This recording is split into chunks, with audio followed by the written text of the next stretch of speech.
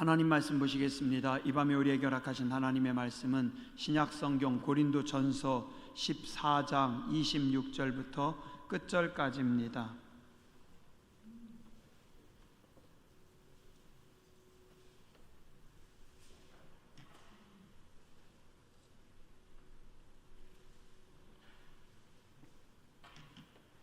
고린도전서 14장 26절부터 끝절까지입니다. 저와 여러분이 함께 봉독하시겠습니다. 그런즉 형제들아 어찌할까?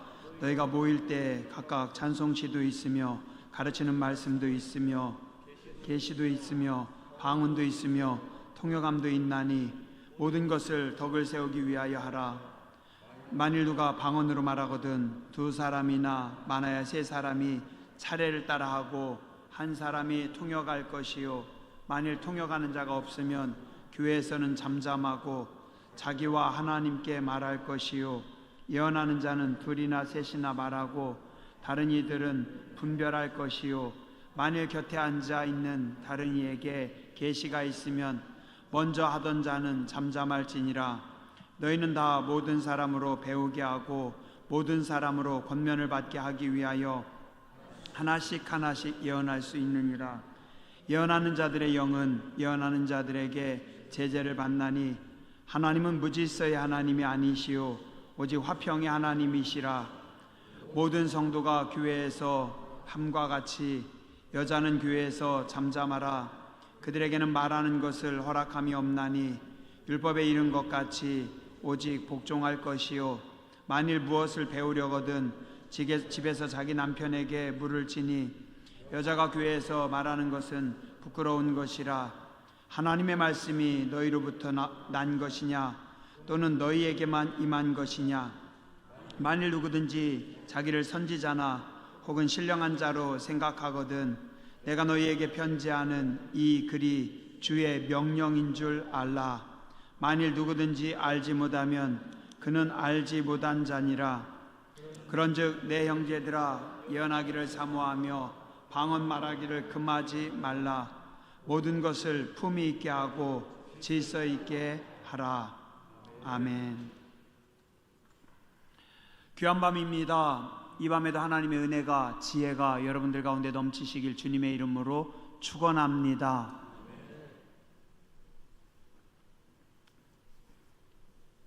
오늘날 수많은 사람들이 인생을 살면서 혹은 사회생활을 하다 보니 너무 많은 상처와 아픔들을 겪게 됩니다. 때로는 본의 아니게 자신도 상처를 받고 또 다른 사람들, 남들에게도 상처를 많이 주면서 우리는 살아갑니다. 그래서 대한민국의 중년의 남자들이 거의가 좋아하고 동경하는 프로그램 중에 하나가 나는 자연인이다 라고 하더라고요. 맞아요? 거의 다 자연인을 좋아한다고 합니다. 그만큼 상처가 많습니다. 사람에 대해서 혹은 사회에 대해서 스트레스가 많은 겁니다. 그러나 그럼에도 불구하고 우리 인간은 사회적 동물이고 사회 속에서 존재하고 사회 속에서 함께 어우러져 살아가야만 합니다. 교회와 신앙생활도 그렇습니다. 가끔 어떤 분들 조금 잘못 생각해서 이렇게 말하시는 거 봤습니다. 그냥 나만 혼자 열심히 신앙생활 잘하면 되지 않습니까? 목사님, 저는 다른 사람들에게 피해 안 끼치고 내 할도리 할게요. 아닙니다. 남에게 피해 안 끼치고 다른 사람의 간섭이나 참견 없이 나 혼자만 신앙생활 한다라는 거 설정 자체가 틀렸습니다. 왜냐하면 성경에 보면 하나님은 인간 설정할 때 처음부터 함께 기대어 살아가는 존재로 만드셨기 때문입니다. 에덴 동산에서 사람이 독처하는 것이 좋지 않기 때문에 돕는 배필을 만드셨다. 또한 성경은 개인의 신앙생활과 열심만을 강조하는 것이 아니라 축복이 대를 이어 내려가는 것을 말씀하고 있습니다. 그리고 항상 신앙생활에 공동체를 중요하게 말씀하고 있습니다. 그래서 구약 성경에 계속해서 말씀하는 것 중에 하나가 아브라함의 하나님, 이삭의 하나님, 야곱의 하나님, 그 다음에 다윗의 길을 강조합니다. 다윗의 도를 따르고 다윗의 길로, 그게 뭐예요? 예배자의 길. 여로보암의 길을 따르지 말고 다윗의 길에 따르라고 강조합니다. 또한 구약 성경은 계속해서 말씀합니다. 사회적 약자, 고아, 과부, 나그네, 소외된 자들을 돕고 그들과 함께하라. 신약 성경에서는 교회를 유난히 많이 계속해서 강조합니다. 예수님은 교회의 머리십니다. 그리고 신앙 공동체인 교회를 계속해서 강조합니다.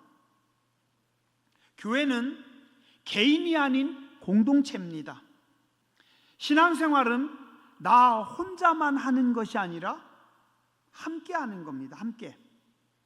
그래서 신앙생활에서 중요한 것은 함께 마음을 모으고 함께 노력해서 교회의 덕을 세우는 겁니다.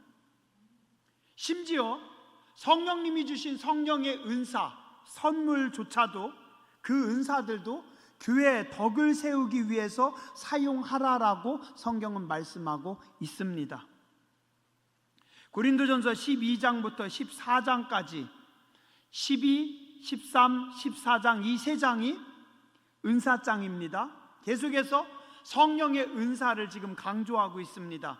12장 성령의 은사를 강조하는데 어떻게 강조하냐면 한 성령 안에 다양한 은사, 한 하나님 안에 다양한 은사.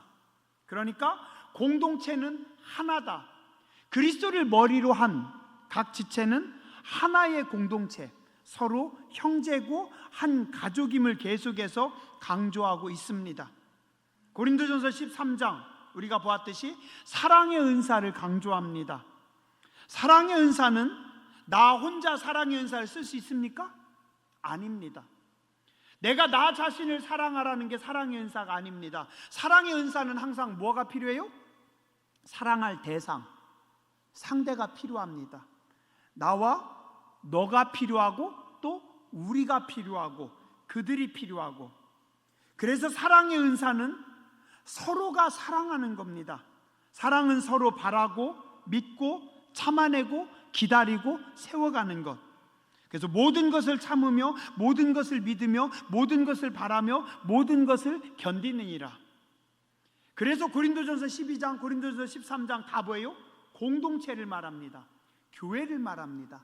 나만 말하는 것이 아니라 함께 신앙생활하는 것, 함께 나와 너가 그리고 우리가. 고린도전서 14장 오늘 이제 마지막 부분인데요, 앞부분 1절부터 19절까지는 전에 말씀드렸습니다. 계속해서 강조한 게 덕을 세워라. 한번 따라서 하시죠. 덕을 세우라. 교회의 덕을 세우라. 여러분들이 눈으로 성경을 보면서 한번 따라와 보시기 바랍니다. 3절에 보니까 덕을 세우며, 4절에 덕을 세우고 덕을 세우나니, 5절 덕을 세우지 아니하면, 6절 무엇이 유익하리요, 12절 교회의 덕을 세우기 위하여, 17절 덕 세움을 뭐예요? 계속해서 성령의 은사는 어디에 쓰라고요? 덕을 세우라고. 교회의 덕을 세우고 서로의 덕을 세우고. 지난주에 우리 20절부터 25절까지 지혜로운 사람이 되어라. 지혜로운 사람은 뭐예요? 성령의 은사들, 하나님께서 나에게 주신 그 성령의 은사들을 어떻게? 지혜롭게 써라. 지혜롭게. 어떻게 쓰는 게 지혜롭게 쓰는 거예요? 나를 위해서가 아니라 너를 위해서, 우리를 위해서, 상대방을 위해서 어린아이처럼 쓰지 말고, 이기적으로 쓰지 말고 하나님이 주신 성령의 은사를 지혜롭게 사용하라. 자, 그리고 오늘 26절부터 40절까지 말씀은 질서 있게 하라라고 말씀합니다. 33절에 보니까 하나님은 무질서의 하나님이 아니시다. 그래서 어떻게 하라고요? 화평의 하나님이시기 때문에 질서 있게 하라. 40절 맨 마지막 결론, 은사장 12장, 13장, 14장 모든 은사의 결론 뭐라고 합니까? 모든 것을 품위 있고 질서 있게 하라. 따라하시죠. 신앙생활은 함께하는 겁니다. 옆에 사람 쳐다보고 이야기하시죠. 너와 내가 함께 교회를 세우는 겁니다.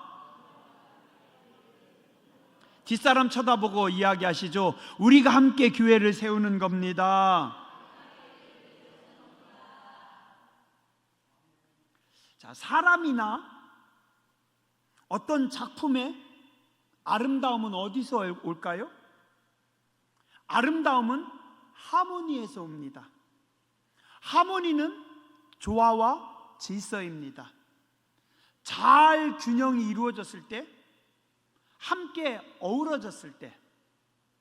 오늘도 여러분들 바쁘신데 많이들 오셨네요. 찬양대 연습하시는 하고 감사합니다.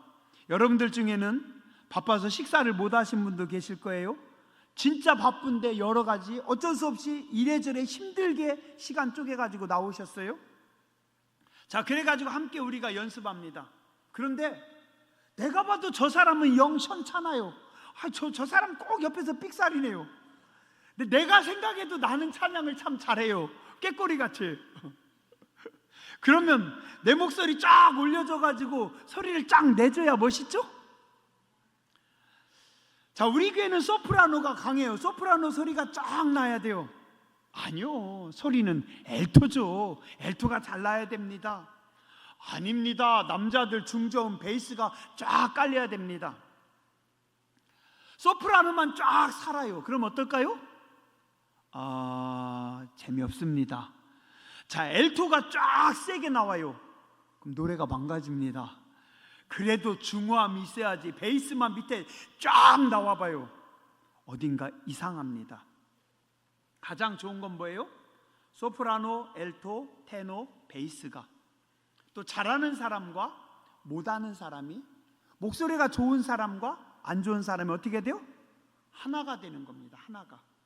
지휘자님의 지휘를 따라서, 지휘자님이 만드는 그 음악에 따라서, 때로는 반주자가 반주하는 거기에 맞춰서 어떻게 해요? 좀 숨차더라도, 좀 내 생각엔 좀 안 맞더라도, 나는 여기를 세게 부르고 싶은데 지휘자님이 여기는 조용해. 그리고 이쪽은 세게. 그러면 어떻게 해요? 거기 맞춰서 어떻게 해요? 40명이든 50명이든 하나가 되는 겁니다. 그죠? 그래서 하모니를 이룰 때, 하모니가 될 때, 하나가 될 때 어떻게 해요? 그럼 가장 아름다운 음악이 되는 겁니다. 그죠? 운동장에서 뛰는 선수들도 그렇습니다. 선수들의 이타적인 플레이가 팀의 승리를 가져오고, 또 그 팀의 승리가 결국은 선수 개개인의 영광이 되고 몸값이 됩니다. 예전에 제가요, 저는 농구를 참 좋아해서 농구를 많이 봤습니다. 한참 농구 제가 좋아해서 볼 때 미국의 마이클 조단이라고 하는 엄청난 선수가 있었습니다. 이 선수는요 거의 막 신기에 가까울 정도로 뭐 더블 크런치 뭐 별거 다 합니다. 근데 조단이 엄청 잘하는데요, 조단이 혼자 튀는 겁니다. 조단 혼자서 한 경기에 막 어떤 때는 40 몇 득점하고 어떤 때는 50 몇 득점하고 혼자 날아다녀요. 그래서 어떻게 됐어요? 정규 시즌에는 어느 정도 하지만 플레이오프에 들어가면 결국은 또 떨어집니다. 떨어지고 또 떨어지고 또 떨어지고. 왜요? 상대팀이 조단만 맞거든요. 조단 들어오면 2명, 3명이 밀착마크해서 붙어요. 반칙으로 칩니다. 조단이 최고로 잘하기는 했지만 몇 년 동안 플레이오프 우승을 못합니다. 자, 그런데 어느 순간부터 조단이 마음을 비웁니다. 필 잭슨이라고 하는 뛰어난 감독의 이야기를 듣고 피펜, 쿠코치, 로드맨, 성경의 인물들은 이름이 기억 안 나는데 그런 사람들은 몇십 년 됐는데도 이름이 다 생각나요. 시스맨까지, 로드맨까지 다 활용이 되어서 하나가 되니까 조단이 양보를 합니다. 다른 때 같았으면 자기가 결정적으로 넣었는데 쿠코치에게 돌립니다. 조단이 자기가 안 하고 피펜을 세워줍니다. 그래가지고 팀이 함께 어우러지니까 그때부터 어떻게요? 시카고 불스가 무적의 군단이 되는 겁니다. 그래서 계속해서 우승 문턱에서 주저앉았었는데 조단이 마음을 비우고 양보하고 이타적인 플레이를 하니까 자기가 다 넣지 않고 옆으로 돌려주니까 결국은 그 팀이 우승을 하는 겁니다. 그래서 3년인가 연속해서 계속 우승을 하는 겁니다.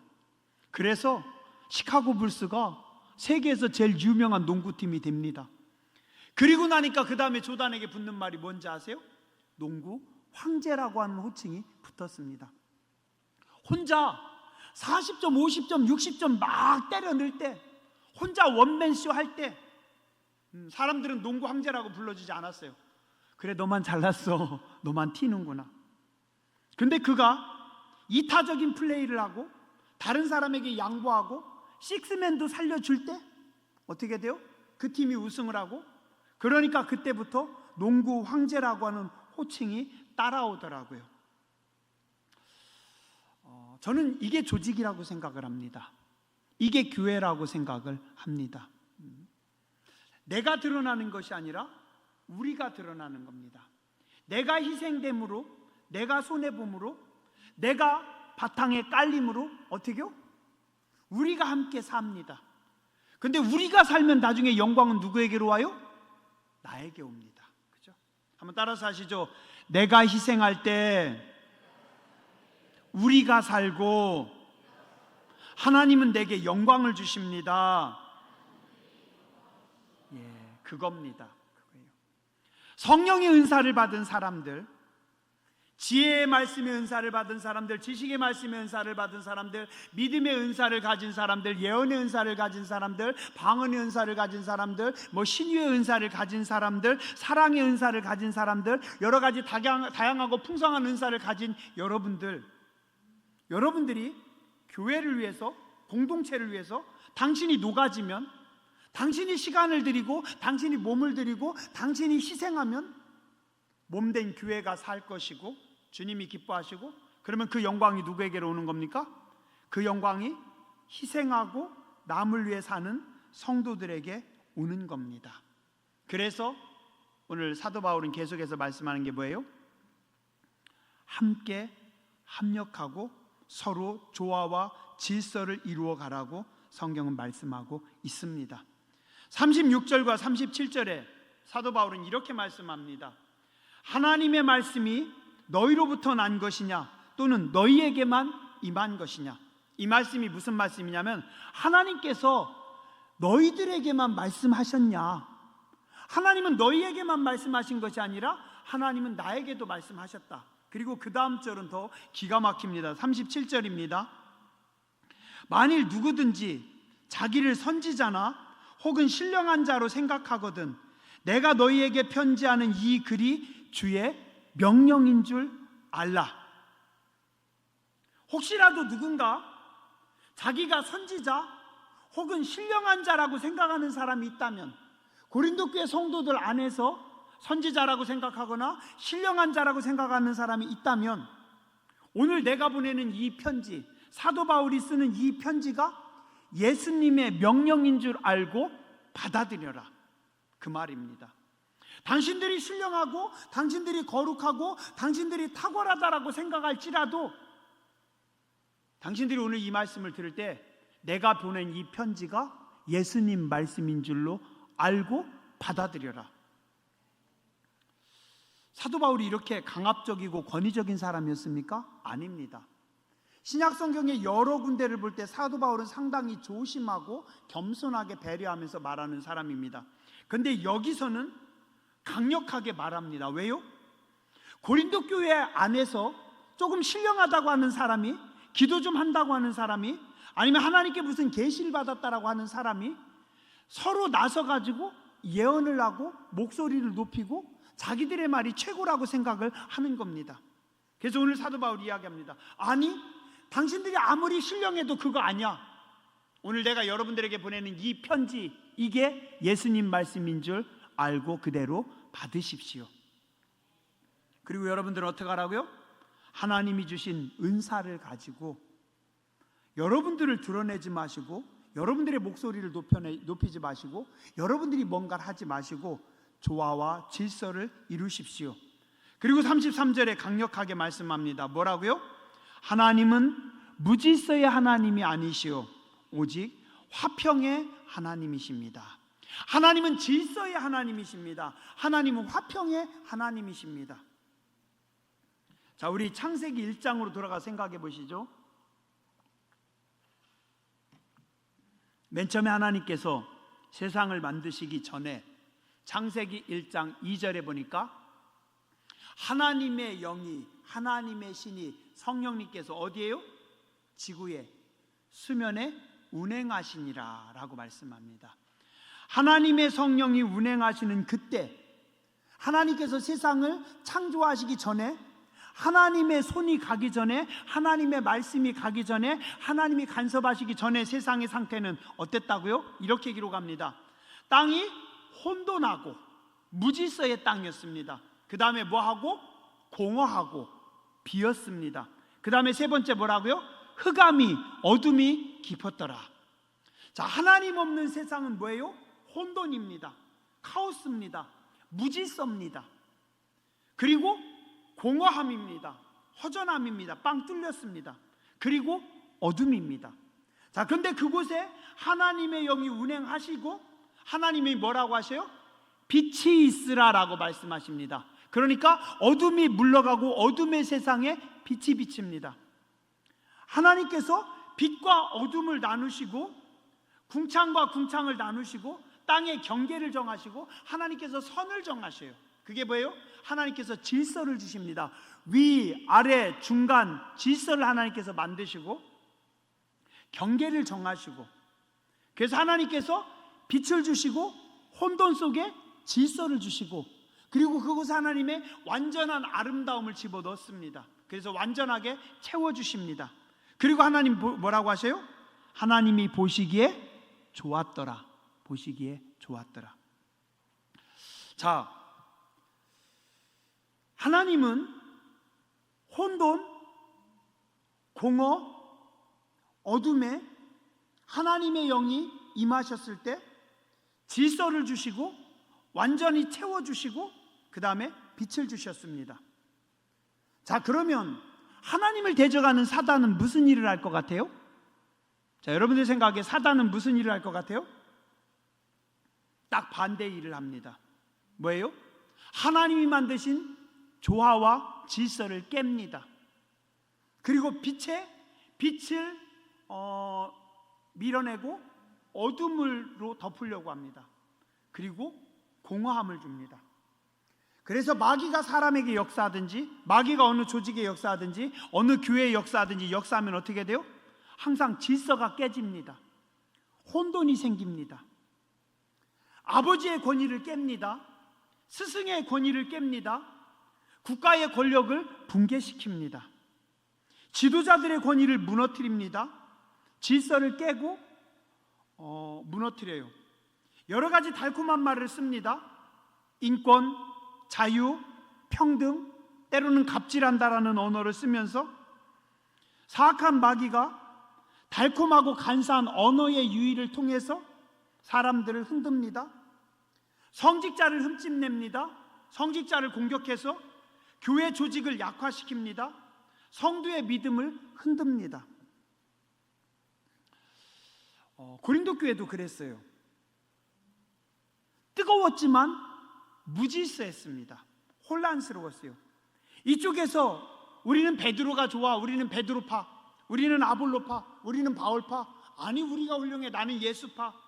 서로가 질서 없이 무질서하게 다투고 있습니다. 내가 더 기도 많이 한다고 합니다. 나는 예언의 은사가 있다고 합니다. 나는 방언의 은사가 있다고 합니다. 나는 기도를 많이 하고 탁월하다고 뜨겁다라고 합니다. 교회가 무질서하고 혼란스러웠습니다. 사도 바울은 뭐라고 해요? 모든 것을 질서 있게 하십시오. 조화롭게 하십시오. 예언을 할 때, 이 당시에는 2000년 전입니다. 요즘처럼 설교자가, 목회자가 딱 결정된 것이 아니에요. 신학교가 딱 있는 거 아닙니다. 교회 안에 때로 사도들이 온다든가 아니면 권위 있는 사람이 오면 그 사람들이 말씀을 전합니다. 교회 안에 있는 성도들 중에서 성경을 좀 보고, 그 당시 물론 성경도 많지 않고 구약 성경 조금 있었고, 좀 은혜를 받은 사람들, 또 기도하면서 하나님의 계시를 받은 사람들이 그때 나와서 설교합니다. 그걸 주로 예언이라고 합니다. 그리고 각자 기도하는 걸 여기서는 방언으로 기록하고 있습니다. 자, 서로 어떤 땐 이 사람이 예언하고, 어떤 땐 이 사람이 예언하고, 어떤 땐 저 사람이 예언하고, 하나님의 말씀을 예언하는 것까진 좋은데 서로 내가 맞다고 생각하고 내가 옳다라고 이야기를 하는 겁니다. 그래서 그게 아닙니다. 조화와 질서를 갖추시기 바랍니다. 성경에 말씀하고 있습니다. 자, 오늘 우리로 하여금 조금 혼란스럽게 하고 조금 여자분들 좀 불쾌하게 하는 말씀이 있습니다. 어디예요? 33절 뭐라고 기록하고 있어요? 여자분들 한번 크게 읽으라고 할까요? 별로 유쾌하지도 않은데 왜 또 크게 읽으라고 합니까? 34절 여자는 교회에서 잠잠하라. 이거 뭐예요? 2000년 전입니다. 조금 시대적 상황을 알아야 됩니다. 이 당시는 죄송한데 여자분들 사람 취급받지 못했어요. 이 당시 고린도 교회는 로마가 지배하던 사회였고 그리스 지역에 있던 교회입니다. 그래서 이 당시 여자들은 시민권이 없었어요. 투표권도 없었습니다. 당연히 발언권도 없습니다. 여자분들은 투표권도 없고 시민권도 없고 발언권도 없고 아무것도 없어요. 자, 그런데 교회는 예수님의 말씀을 전하면서 교회는 상당히 민주적이고 자유로워졌어요. 그래서 밖에서는 엄연히 신분제도가 존재합니다. 왕족, 귀족, 평민들, 노예, 서로 얼굴도 볼 수 없고 서로 쉽게 말도 할 수 없는 그 간극이 정확하게 있는 사회였어요. 근데 교회 안에 들어오니까, 초대교회 안에 들어오니까 예수님을 머리로 한 형제와 가족이 됩니다. 그래서 귀족과 노예가 머슴이 함께 예배드리고 함께 합니다.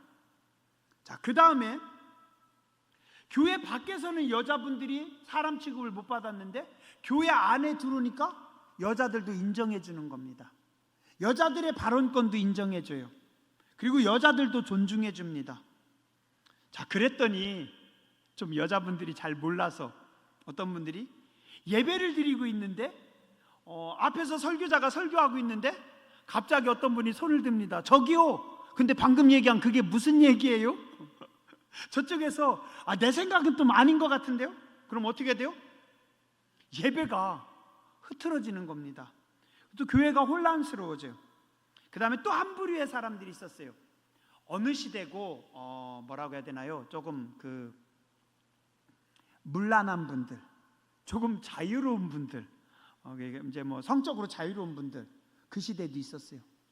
이분들이 교회를 들어온 것까지는 좋은데 교회 안에서도 옷차림도 제멋대로 해요. 그 당시 여인들은 정숙하게 머리에 이렇게 두건을 썼었는데 이분들은 머리 두건도 벗어버리고 뭘 이렇게 교회 오면은 편안한 거지, 우리 자유롭게 해야지, 우리 편해요. 그러면서 이분들이 좀 너무 자유롭게 했어요. 그래서 교회가 혼란스러웠어요.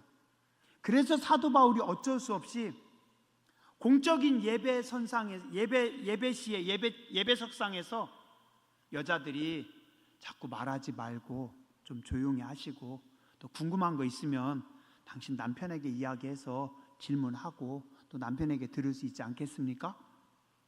자, 또 남자들은 이미 밖에 사회에서 투표권이 있었고 시민권이 있었고, 그래서 회의를 많이 해봐서 남자들은 회의와 질서들을 아는데 가정에서만 계시던 여자분들이 나오니까 이걸 잘 몰랐던 거예요. 그래서 그런 이유로 여자들은 교회 안에서 잠잠하라라고 한 거지. 그렇다고 해서 교회에서 여자들 직분 맡으면 안 되고, 또 어떤 분들이 이 말씀 붙잡고 어떤 교단은 뭐 이렇게 좀 여자분들이 일하는 것들에 대해서 많이 제약을 두는 경우가 많은데, 이 말씀의 의미는 그렇게 보지는 않습니다. 이제 기분 나쁜 거 풀렸죠? 덜 풀렸어요? 고린도전서 12장부터 14장 은사장 마지막 한 절로 마무리합니다. 40절입니다. 뭐라고 말씀하고 있어요? 40절 같이 읽겠습니다. 모든 것을 품위 있게 하고 질서 있게 하라. 공동번역에 보면 다만 나는 여러분이 모든 일에 점잖게 또 질서 있게 처리해 주시기를 바랄 뿐입니다. 새번역 모든 일을 적절하게 하고 질서 있게 해야 합니다. 현대인의 성경 다만 이 모든 것을 적당하고 질서 있게 하십시오. 유진 피터슨의 메시지 무슨 일을 하든지 예의 바르고 사려 깊게 하십시오. 가끔 어떤 분들은 하나님의 말씀이 상식과 질서를 다 깬다라고 생각합니다. 아닙니다. 성경은 몰상식이나 무질서가 아닙니다. 상식, 질서 위에 존재합니다.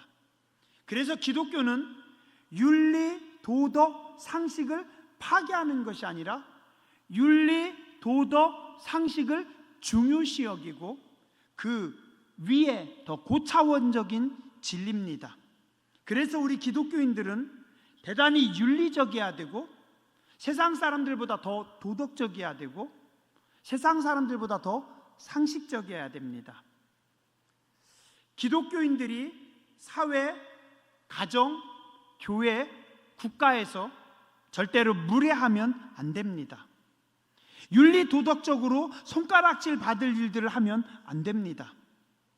믿음을 빙자한 상식 없는 몰상식은 신앙이 아닙니다.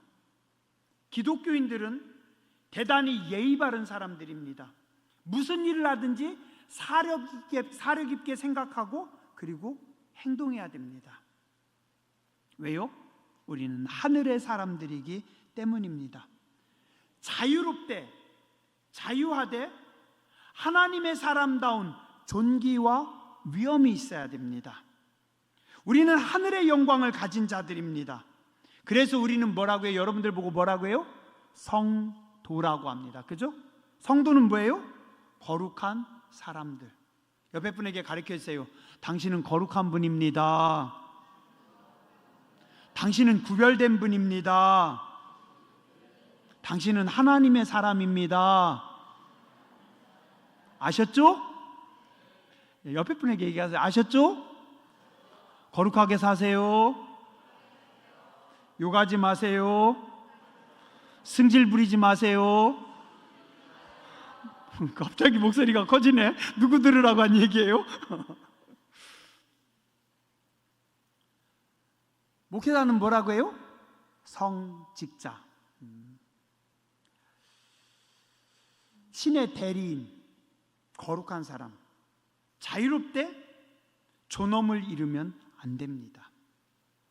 교회에 덕을 세워라, 질서 있게 하라, 품위 있게 하라. 하나님이 주신 영적 권세를 가지고 품위가 있어야 돼요. 하나님의 백성들은 존엄함이 있어야 돼요. 존귀함이 있어야 돼요. 그래서 성도들은요 늘 하나님의 말씀 붙잡고 하나님 앞에 서면서 늘 선을 생각해야 됩니다. 왜요? 나는 거룩한 사람입니다. 거룩한 사람.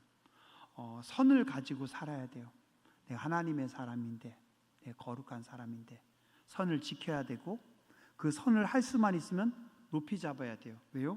거룩한 하나님의 사람이기 때문에, 하나님의 영광이기 때문에. 예전에는 글룸 위에 있었기 때문에 선도 함부로 무너지고 함부로 흐트러지고, 예전에 어땠을지 모르지만 이제는 뭐예요?